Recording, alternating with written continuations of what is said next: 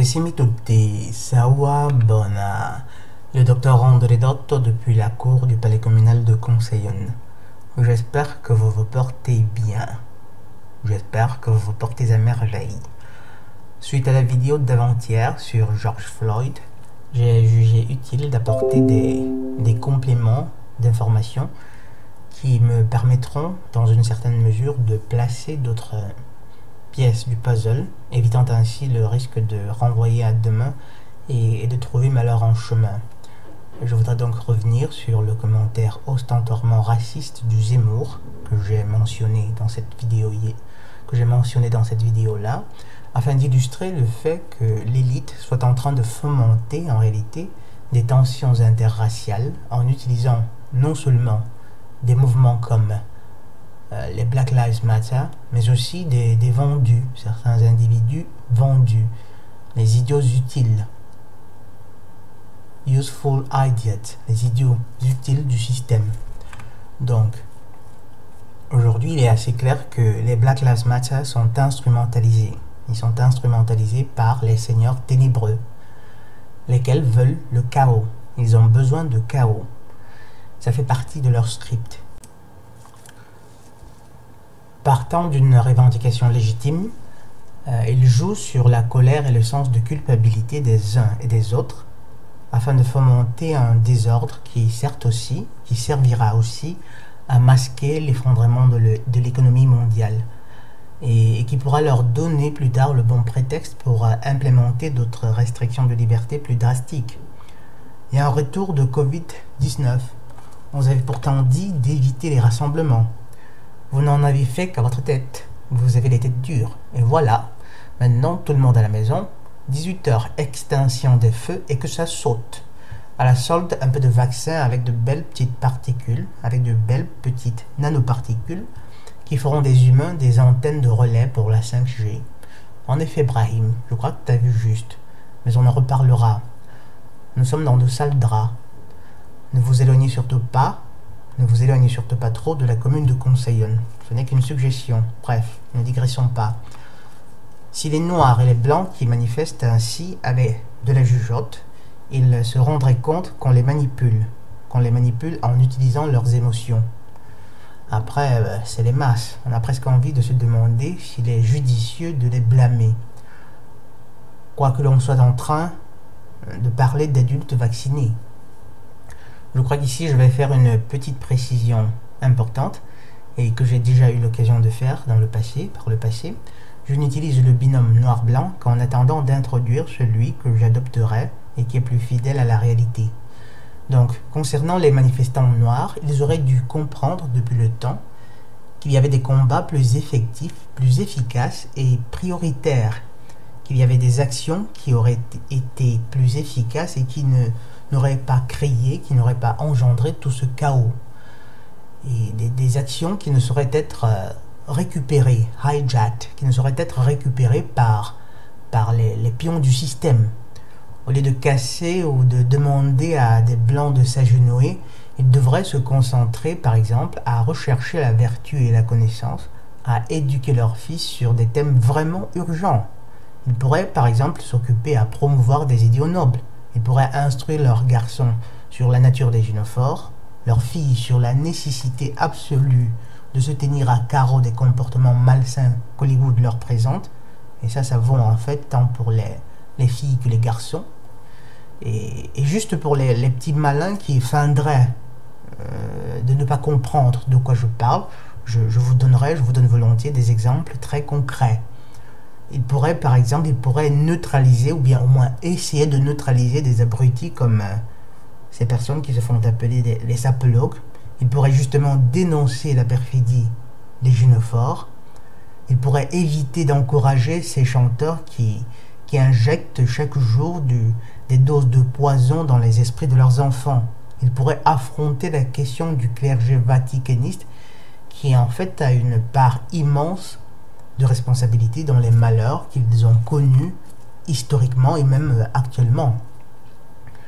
De l'autre côté, les manifestants blancs, qui pour beaucoup sont en réalité mus par un sentiment de culpabilité et un désir réel de contribuer à un changement véritable, ceux-là, ils pourraient eux aussi lutter pour retrouver ces mêmes idéaux nobles et ou les problèmes communs à tous les peuples, comme par exemple, justement, la perfidie des gynophores.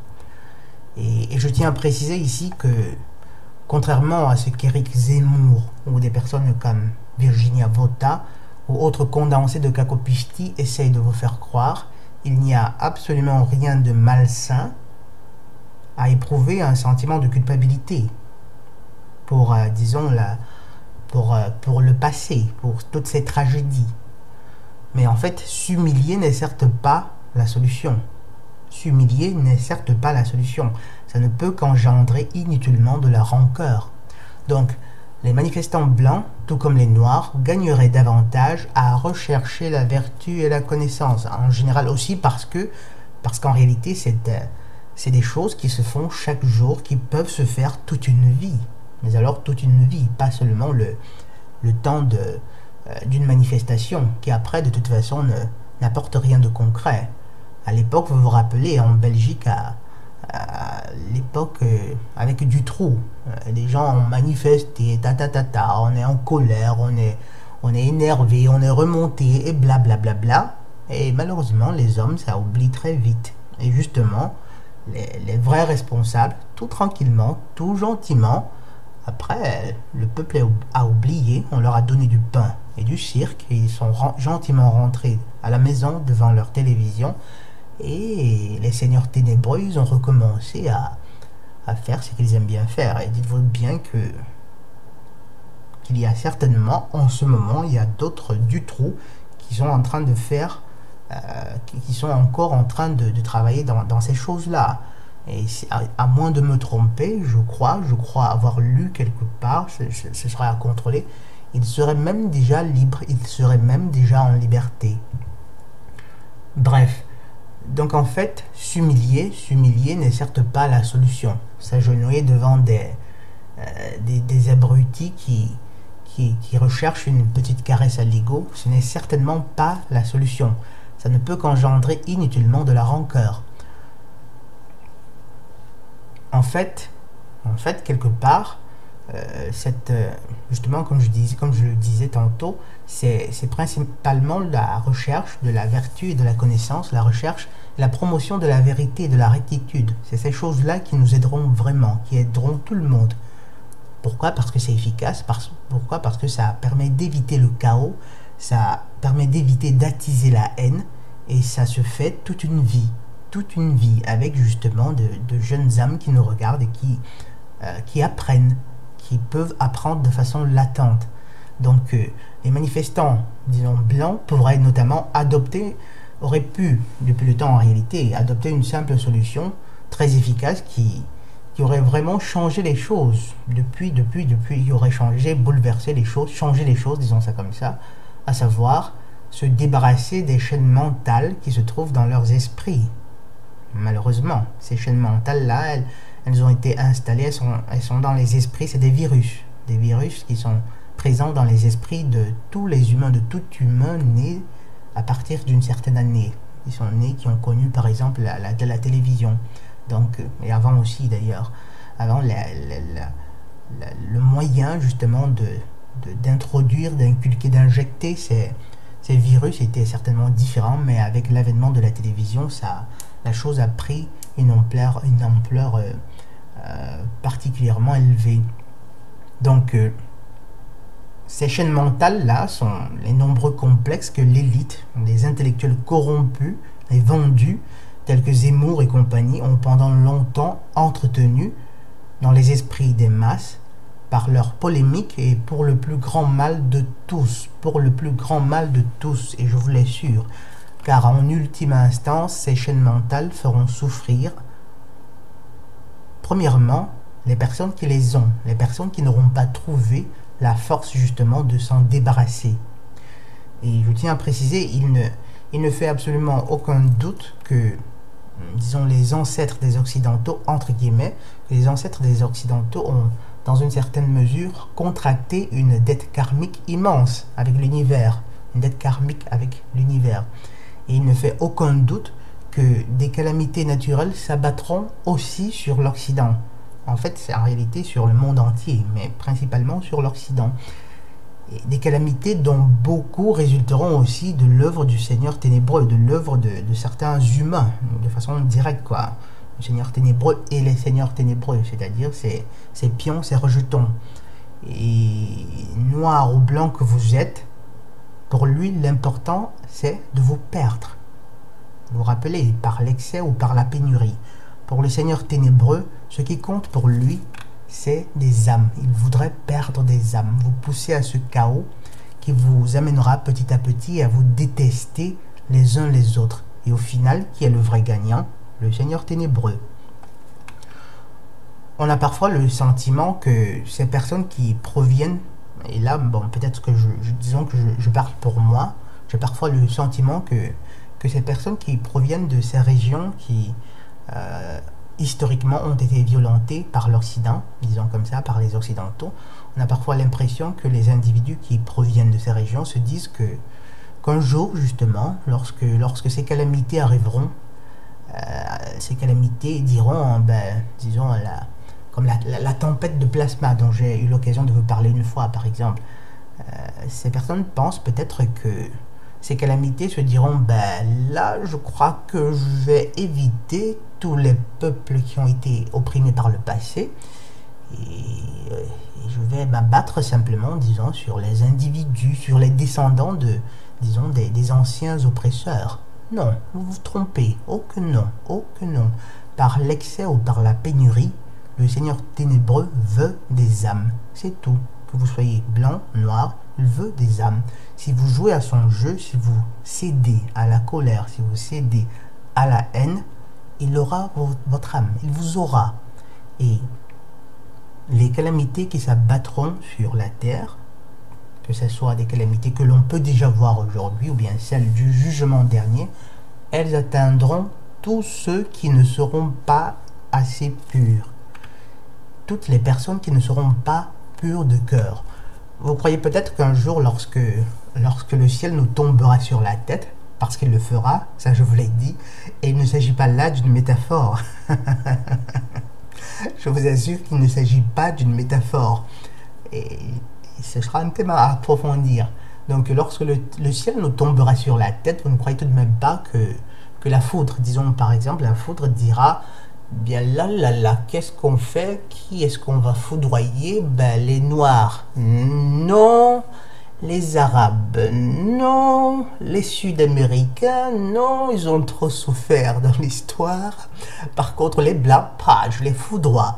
Non, non, non, mes chers amis. Non, non, non. Mieux encore, Nein, kein sein. C'est les cœurs purs qui seront épargnés. Si vous êtes vil, si vous êtes un impie, vous serez foudroyé.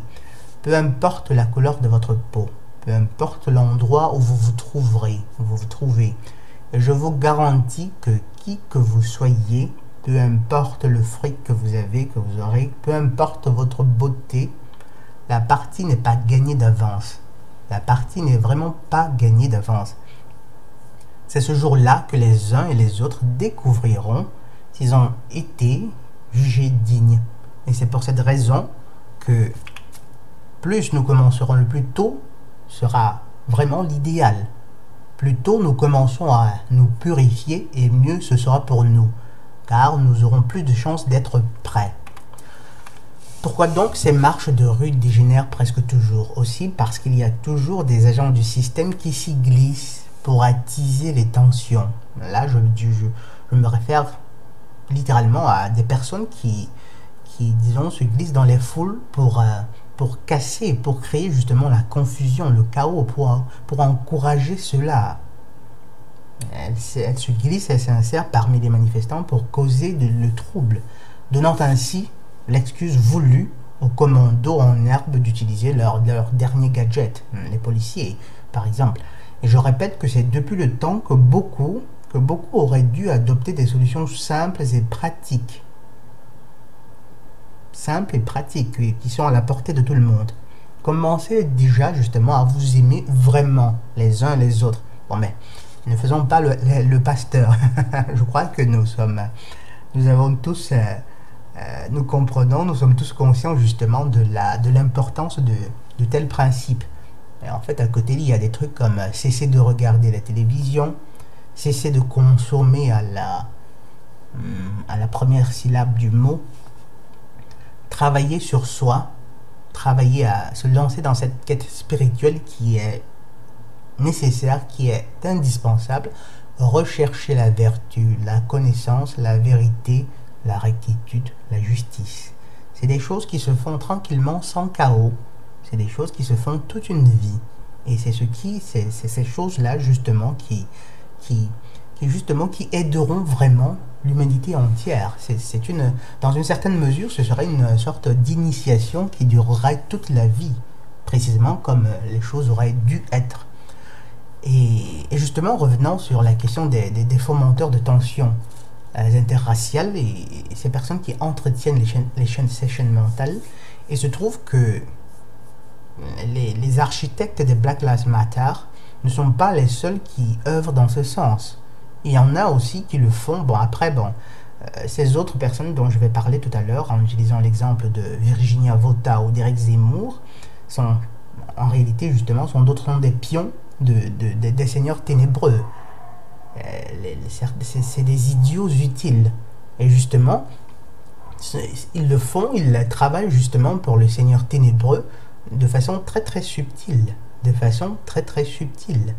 En actionnant ces chaînes mentales afin justement de pousser les populations occidentales à s'enliser davantage dans des carcans mentaux, dans ces carcans mentaux qui les aveugleront, non seulement sur les solutions qui auraient été les plus efficaces, mais aussi sur le fait que, n'en déplaise à beaucoup, c'est ces hommes de couleur, c'est des hommes de couleur, certainement pas les abrutis que vous voyez manifester, que vous voyez casser, certainement pas des sapologues, ce sont des hommes des couleurs qui, en fin de compte, auront toutes les cartes en règle pour pouvoir vaincre le Seigneur ténébreux. Oh oui, oh oui. Tenez bien présent à l'esprit ce détail. Ce sont des hommes de couleur qui, en fin de compte, auront les cartes en règle pour pouvoir vaincre le Seigneur ténébreux, pour le plus grand bien de tout le monde. Mais comment donc, me demanderiez-vous? Eh bien, ce sera le thème d'une autre vidéo. Vous avez intérêt à y attirer mon attention si dans 2 mois je n'aurai pas publié une vidéo sur ce thème, car ça voudra dire que la chose m'est sortie de l'esprit. Bref, disons que je m'efforcerai de ne pas l'oublier. Mais bref, revenons sur le thème de ces autres fomenteurs de tensions interraciales. Et justement, je vais prendre les 2 exemples annoncés dans le titre. Virginia Vota et le Zemmour. Virginia Vota et le Zemmour. Déjà, assurons-nous que l'enregistrement est en cours. Voilà, c'est en cours. Comme ça, on ne court pas de risque, pardon. Donc, Virginia Vota, elle, peut-être que vous la connaissez. J'imagine que vous la connaissez. C'est une youtubeuse qui travaille qui en général encourage les valeurs traditionnelles et qui s'oppose au féminisme. Et à cela, rien à redire. À la limite, peut-être qu'un jour, je pourrais apporter des compléments d'infos à certaines... Je pourrais revenir sur certaines perles de sagesse qu'elle présente quant à la féminité, aux effets du féminisme, au fléau du féminisme. À la limite, un de ces jours, j'espère qu'il y aura le temps qu'on trouvera du temps pour cela. Et donc, seulement à côté, elle a touché, par exemple, dans une vidéo, et là, je ne la cite là que comme un exemple, pour illustration.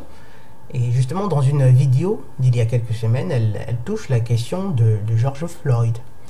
Et dans une certaine mesure, elle condamne la tournure qu'a prise la triste tuerie de Floyd. Elle condamne même la colonisation. Et jusque-là, on serait tenté de croire que là, c'est une demoiselle, elle est calopistique. Elle recherche la vérité, elle recherche dans une certaine... C'est ce qu'on croirait jusque-là. Toutefois, par exemple, dans cette vidéo-là, elle nuance, elle apporte une certaine nuance à un drame tel que la colonisation, l'esclavage et l'Everest. Donc elle apporte une nuance en précisant que dans le fond, la colonisation n'a pas été que cela. Là par contre c'est bizarre. Vous savez, en fait c'est la fameuse polémique sur le côté positif de la colonisation, de l'esclavage. Donc ce qu'elle suggère justement par cette vidéo, c'est que certes la colonisation par exemple c'était mal. C'était mal, bon mais après à ces gens-là on leur a apporté des hôpitaux. On leur a apporté de belles choses quand même. Ça, il faut le reconnaître. Et là, c'est simplement terrible. C'est simplement terrible. Pourquoi je vous assure que quelque part, il faut être vraiment dérangé, et peut-être même gravement dérangé, pour croire une seule fraction de fraction fractionnée de seconde. Ben là, c'est une... vous comprenez plus ou moins ce que j'essaie de dire en utilisant cette, cette expression bizarre. Je souligne que ça n'existe pas, c'est juste un truc comme ça. Donc, quelque part, il faut être gravement dérangé pour croire une seule fraction de fraction fractionnée de seconde que dans le fond, il y aurait eu du positif à tout ce drame. Mais il faut vraiment être dérangé. Et je ne saurais prétendre que... Écoutez, par exemple, comparer cela à cette figure. Je ne saurais prétendre que, même si mon grand-père avait mis le feu à la maison de son voisin, tuant ainsi les 2 fils de ce dernier, mon pépé, lui, je ne saurais prétendre que mon pépé, lui, il avait quand même donné une couverture le soir de l'incendie. C'est-à-dire au père qui venait de perdre sa maison et ses 2 fils. Mon pépé lui avait quand même donné une couverture le soir de l'incendie. Et en plus de cela, mon pépé l'avait accueilli dans notre maison. Question de lui donner un abri. Et là, il faudrait vraiment être dérangé pour oser justement essayer de placer la couverture que mon pépé aurait donnée à ce type comme une bonne action. Il faudrait être dérangé pour croire cela. Parce que c'était que ça ne pouvait être que de la... comment dire, une façon de brouiller les pistes, de cacher des choses. Bref, vous comprenez. Toute personne ayant assez de calopiste en soi comprend qu'il faut être dérangé pour croire que le geste de mon pépé de donner, le fait de donner, d'offrir une couverture à ce voisin ou bien de l'accueillir pour une nuit, serait une bonne action, alors qu'en fait c'est mon pépé qui avait mis le feu à la maison de ce pauvre homme, tuant ainsi ses 2 fils. Et justement une autre figure très intéressante, parlant de couverture, il y a un autre exemple très édifiant. Vous imaginez quelqu'un qui dirait par exemple aux Amérindiens du Delaware, je crois bien c'était eux, une tribu d'Amérique, qui dirait justement à ces Amérindiens du Delaware d'une certaine époque, ben les gars, je comprends parfaitement que vous avez reçu des couvertures variolées avec la variole, vous avez reçu des couvertures qui vous ont décimé, qui vous ont vraiment décimé, qui ont tué beaucoup des vôtres. Mais quand même les gars, soyez sincères, avouez quand même que pendant ces quelques jours, ces quelques semaines, pendant lesquelles vous avez utilisé ces couvertures, vous étiez au chaud quand même, vous étiez au chaud. J'espère bien que vous comprenez à quel passage historique je me réfère lorsque je prends l'exemple des couvertures contaminées par la variole. Si ce n'est pas le cas, je vous exhorte à consulter par exemple le lien que je vais mettre en description. Et donc il faut être vraiment dérangé, il faut être quelque part dérangé pour croire pour dire que ces Indiens, ces Amérindiens qui avaient reçu des couvertures contaminées, il faudrait être dérangé pour croire pour considérer que c'était un bien, qu'ils avaient quand même eu quelques bénéfices, quelques avantages, notamment d'être protégés du froid, d'être au chaud, par des couvertures empoisonnées qui leur avaient été données. Il faut être vraiment dérangé.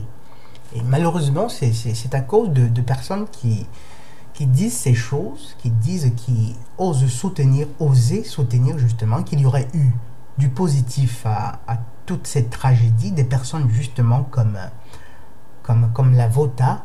C'est à cause de ces personnes donc, c'est à cause de ces personnes que beaucoup d'Occidentaux que beaucoup d'individus blancs dans le monde entier ne se débarrasseront jamais de leur chaîne mentale, de ces chaînes mentales qui leur ont été injectées, qui leur ont été imposées dans leurs esprits. Et c'est bien triste.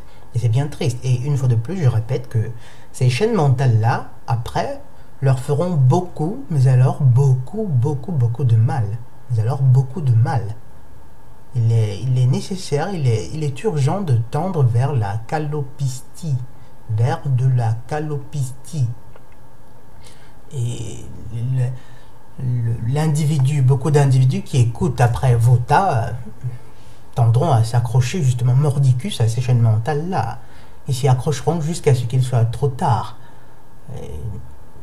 Ben, d'accord, la colonisation, oui, il y avait des atrocités, mais après, bon, il y avait quand même du positif. Il y avait quand même du positif. Et il faut le préciser, considérer que c'est pas que des individus, disons, blancs qui voient les choses de cette façon-là. Il y en a aussi d'individus noirs qui voient les choses de cette façon.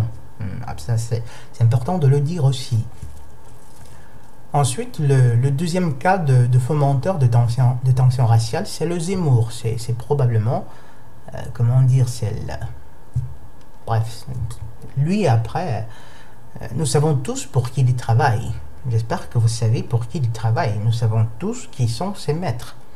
Malheureusement, pour lui, le comble c'est quoi? C'est que, contrairement à ce qu'il y croit, il ne fait pas partie de cette élite-là. Aujourd'hui, c'est clair que au fond de lui, il est convaincu de faire partie de l'élite. Il croit qu'il appartient à cette caste-là. Sauf que, je vous assure que ce n'est pas le cas. Il n'appartient certainement pas à ces... Il est simplement un idiot utile. Un individu, justement, qui a choisi délibérément d'utiliser son intellect, pas pour la vérité, pas pour la justice, pas pour... comment dire, pas pour la paix, pas pour l'harmonie entre les peuples, entre les groupes, mais simplement pour son propre, pour son ego, pour se faire du fric, pour acquérir de la célébrité. Et c'est de toutes ces personnes, et c'est des personnes que l'on décrirait vraiment de viles. C'est des personnes que l'on décrirait de viles. Car un individu comme lui, justement, avec son intellect, aurait cette profonde capacité à pouvoir se représenter, justement, la justice, se représenter la vérité, se représenter la paix qui pourrait dériver justement de la promotion de la rectitude, de la justice entre les peuples. Il a les capacités intellectuelles pour pouvoir comprendre justement les causalités historiques. Mais seulement il ferme les yeux à ces choses-là, simplement parce que ça lui rapporte gros, parce qu'après il a de la célébrité, et justement c'est simplement vile. Et une fois de plus, malheureusement pour lui, un jour, lorsque les choses se gâteront, mal lui en prendra. Car dans son esprit, il est vraiment convaincu de faire partie de l'élite. Sauf qu'il est il est simplement le type de personne, le type de pion, les idiots utiles justement, dont l'élite ne s'encombrera certainement pas. Mais alors pas du tout. Il est certes vrai qu'il a la tête bien pleine, il a la tête vraiment pleine, mais tenez-vous tranquille, les maîtres pour qui il travaille ont déjà une copie de cette tête-là. Vous voyez à quoi je me réfère? Vous voyez de quoi je parle? Ils ont déjà une copie de cette tête-là.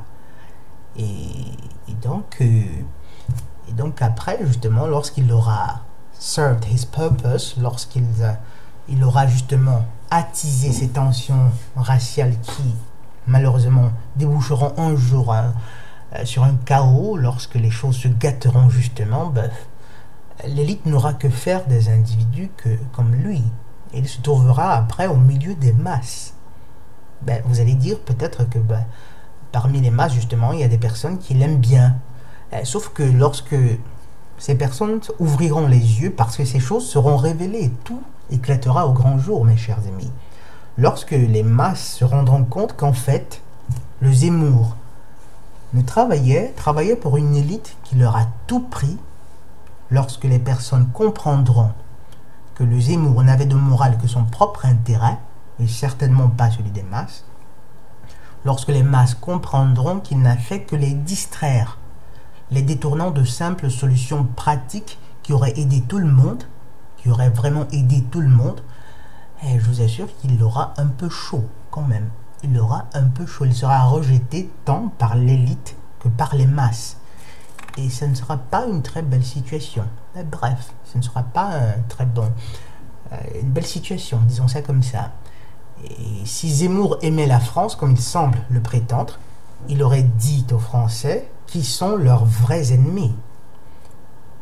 Il dirait aux Français qu'en fait, ce sont ses maîtres à lui qui sont décidés à détruire la France et avec l'Occident entier.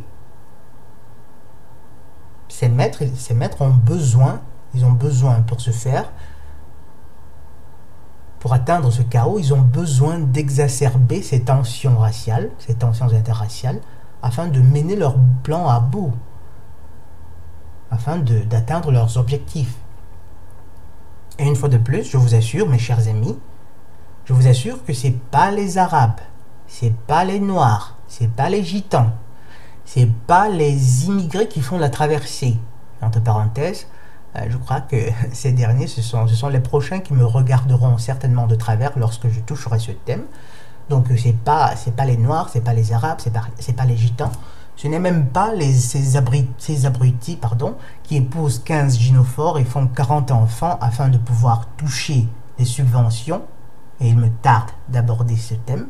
C'est pas toutes ces bonnes gens qui sont les vrais ennemis de la France, quand bien même elles constitueraient parfois le gros de la population carcérale. Quand bien même elles constitueraient le gros de la population carcérale. Les vrais ennemis de la France et de l'Occident sont internes. Ils sont là, ils sont placés aux échelons de la société.